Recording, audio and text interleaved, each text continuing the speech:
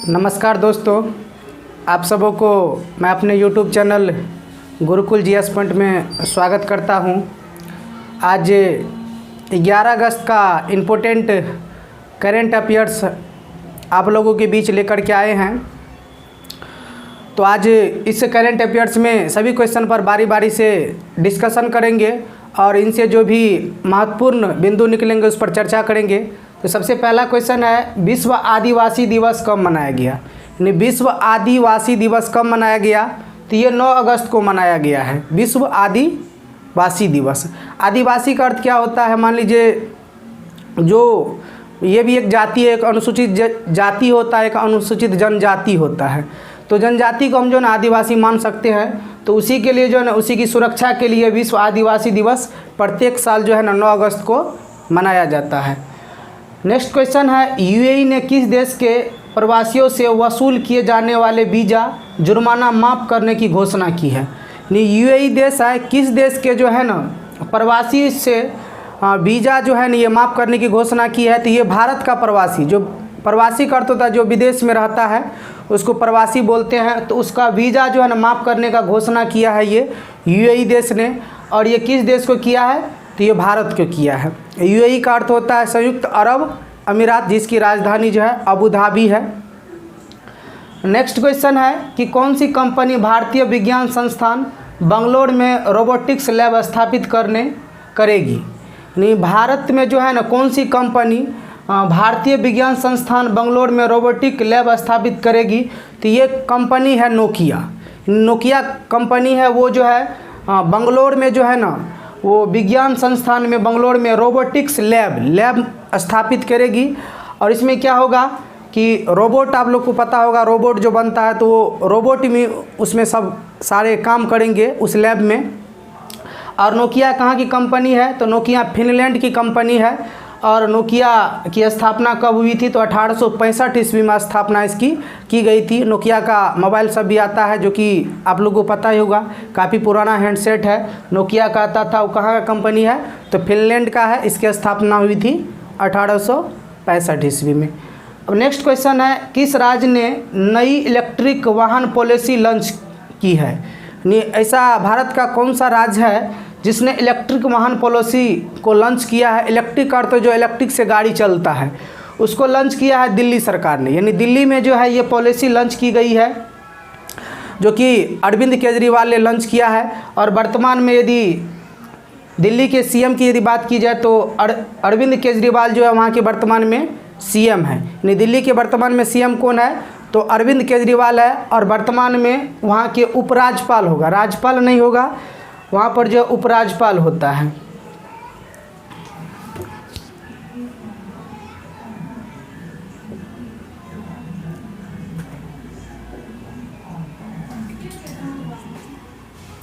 उपराज्यपाल होता है, क्योंकि जितने भी केंद्र शासित प्रदेश है वहाँ पर राज्यपाल ना होता है, वहाँ पर उपराज्यपाल होता है। तो वर्तमान में दिल्ली के उपराज्यपाल कौन है? तो अनिल बैजल है। नेक्स्ट क्वेश्चन है, मध्य प्रदेश के नए राज्यपाल कौन बने? और कुछ दिन पहले आप सबों को मैं बताया था कि मध्य प्रदेश का राज्यपाल जो है ना आनंदीबेन पटेल को बनाया गया है, क्योंकि लालजी टंडन का निधन कुछ दिन पहले हो गया था। और उससे पहले भी मध्य प्रदेश के राज्यपाल आनंदीबेन पटेल ही कार्यवाहक के तौर पर थे। और जैसे ही लालजी टंडन का निधन हो गया उसके बाद आनंदीबेन पटेल को जो है मध्य प्रदेश का राज्यपाल बना दिया गया था। लेकिन अब फाइनली जो है मध्य प्रदेश का राज्यपाल लक्ष्मीकांत वाजपेयी को बनाया गया। फिर से जो आनंदीबेन पटेल को हटा दिया गया, क्योंकि आनंदीबेन पटेल जो है ना वो उत्तर प्रदेश के भी राज्यपाल थे। अब मध्य प्रदेश के राज्यपाल कौन बन गए हैं? तो लक्ष्मीकांत वाजपेयी जो है मध्य प्रदेश के राज्यपाल बने हैं। और वर्तमान में सीएम कौन है मध्य प्रदेश के? तो शिवराज सिंह चौहान है। मध्य प्रदेश के सीएम वर्तमान में कौन है? शिवराज सिंह चौहान है। और वनों की यदि बात की जाए, सबसे ज़्यादा सबसे ज़्यादा वन किस राज्य में है? तो वो मध्य प्रदेश में है। सबसे ज़्यादा घनी आबादी वन जो है मध्य प्रदेश राज्य में ही पाया जाता है।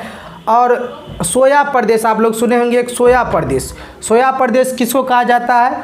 तो मध्य प्रदेश राज्य को ही कहा जाता है। सोया का अर्थ होता है सोयाबीन, यानी सबसे ज़्यादा सोयाबीन उत्पादन करने वाला राज्य मध्य प्रदेश है। और सोयाबीन में प्रोटीन की मात्रा की बात की जाए 42 से लेकर लगभग 46% तक सोयाबीन में और प्रोटीन की मात्रा होती है। और सबसे ज़्यादा उत्पादन करता है मध्य प्रदेश। और सबसे ज़्यादा वन किस राज्य में है? तो मध्य प्रदेश में है। नेक्स्ट क्वेश्चन है, दिल्ली में राजघाट के पास राष्ट्रीय स्वच्छता केंद्र का उद्घाटन किसने किया? यानी दिल्ली में राजघाट है, उसके पास राष्ट्रीय स्वच्छता केंद्र का उद्घाटन किसने किया? तो हमारे देश के माननीय प्रधानमंत्री नरेंद्र मोदी के द्वारा जो है इस राष्ट्रीय स्वच्छता केंद्र का उद्घाटन किया गया है। और दिल्ली में राजघाट कहाँ है? तो ये दिल्ली में है। और राजघाट में किसका समाधि स्थल है? तो ये महात्मा गांधी का समाधि स्थल है।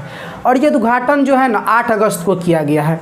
और 8 अगस्त को आप सबों को नेक्स्ट करंट अफेयर्स यानी पिछले करंट अफेयर में आप सबों को बताए थे कि 8 अगस्त 1942 ईस्वी को भारत छोड़ो आंदोलन की शुरुआत हुई थी। और उसी के याद में जो है ना ये राजघाट पर जा कर के जो यहाँ पर महात्मा गांधी की समाधि है वहाँ पर नरेंद्र मोदी ने जाकर के राष्ट्रीय स्वच्छता केंद्र का उद्घाटन किया था। और कब किया था? तो 8 अगस्त 2020 ईस्वी को। नेक्स्ट क्वेश्चन है, किस राज्य ने छात्रों को ऑनलाइन शिक्षा प्रदान करने के लिए गूगल के साथ समझौता किया है? यानी भारत का ऐसा कौन सा राज्य है जो कि छात्रों को ऑनलाइन शिक्षा प्रदान करने के लिए गूगल के साथ जो है इन्होंने समझौता किया है? तो भारत का राज्य है महाराष्ट्र। कौन सा राज्य है? तो महाराष्ट्र राज्य इन्होंने समझौता किया है गूगल से। और महाराष्ट्र की राजधानी मुंबई है और मुंबई को भारत की वित्तीय राजधानी भी कहा जाता है। और वर्तमान में सीएम महाराष्ट्र के उद्धव ठाकरे हैं।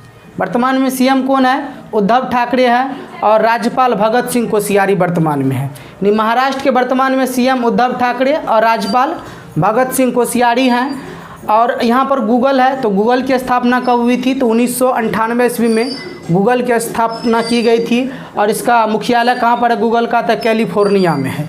कहाँ है? कैलिफोर्निया में है। और वर्तमान में सीईओ कौन है? ये क्वेश्चन बराबर एग्जाम में पूछा भी गया है और आगे भी पूछा जाएगा, क्योंकि सुंदर पिचई से लेकर बराबर एग्जाम में पूछा गया है कि गूगल के वर्तमान में सीईओ कौन है? तो सुंदर पिचई है। और ये सुंदर पिचई जो है ना ये भारतीय मूल की है। ये भारतीय मूल के सुंदर पिचई है जो कि गूगल के सीईओ है। नेक्स्ट क्वेश्चन है, making sense of Indian democracy नामक पुस्तक किसने लिखा? Making sense of Indian democracy नामक पुस्तक किसने लिखा? तो ये पुस्तक लिखा योगेंद्र यादव के द्वारा लिखा गया है।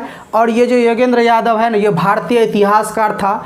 और इन्हीं के द्वारा जो है making sense of Indian democracy नामक पुस्तक को लिखा गया है। और एग्ज़ाम सब में पुस्तक से लेकर के ज़रूर एक क्वेश्चन रहता है, तो आप लोग निश्चित तौर पर देखिएगा जितना भी करंट अफेयर्स डाला जाता है तो डेली एक न एक बुक उसमें ज़रूर रहता है।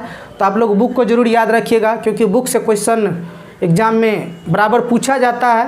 ये सब नया बुक है और नया बुक ही पूछा जाता है। पुराना बुक को बहुत कम पूछा जाता है, जो लंच होता है उसी को पूछा जाता है। तो नेक्स्ट क्वेश्चन अब है कि भारत का पहला हिम तेंदुआ संरक्षण केंद्र कहाँ खोला जाएगा? यानी हिम तेंदुआ ये पशु है और भारत का पहला हिम तेंदुआ संरक्षण केंद्र कहाँ खोला जाएगा? पहला है इसलिए इम्पोर्टेंट है। पहला खोला जाएगा कहाँ पर? उत्तराखंड राज्य में। उत्तराखंड राज्य में खोला जाएगा। अभी खोला नहीं है, खोला जाएगा। और ये घोषणा हो गया है कि उत्तराखंड में ही खोला जाएगा। और उत्तराखंड में वर्तमान सीएम कौन है? त्रिवेंद्र सिंह रावत वहाँ के अभी वर्तमान में उत्तराखंड के सीएम है। और राज्यपाल बेबी रानी मौर्य है, जो कि काफ़ी दिनों से ये राज्यपाल वहाँ पर उत्तराखंड के हैं। तो याद रखना है, भारत का पहला हिम तेंदुआ केंद्र किस राज्य में खोला जाएगा? तो उत्तराखंड में खोला जाएगा। और वहाँ के सीएम कौन है? तो त्रिवेंद्र सिंह रावत सीएम है। और वर्तमान में राज्यपाल जो है बेबी रानी मौर्य है। नेक्स्ट क्वेश्चन है कि चेन्नई और पोर्ट ब्लेयर को जोड़ने वाली सबमरीन ऑप्टिकल फाइबर केबल का उद्घाटन किसने किया? चेन्नई और पोर्ट ब्लेयर ये दोनों अलग अलग राज्य हैं। इस दोनों को क्या है? जोड़ने वाली सबमरीन ऑप्टिकल फाइबर केबल का उद्घाटन किसने किया? तो ये किया है नरेंद्र मोदी के द्वारा किया गया उद्घाटन। इसमें क्या होगा कि नदी में ये केबल जुड़ेगा कि कहाँ से कहाँ? तो चेन्नई टू पोर्ट ब्लेयर को जोड़ेगा। केबल तार टाइप का होता है, वो चेन्नई से लेकर पोर्ट ब्लेयर तक समुद्र में जोड़ा जाएगा। और उसका उद्घाटन किसके द्वारा किया गया है?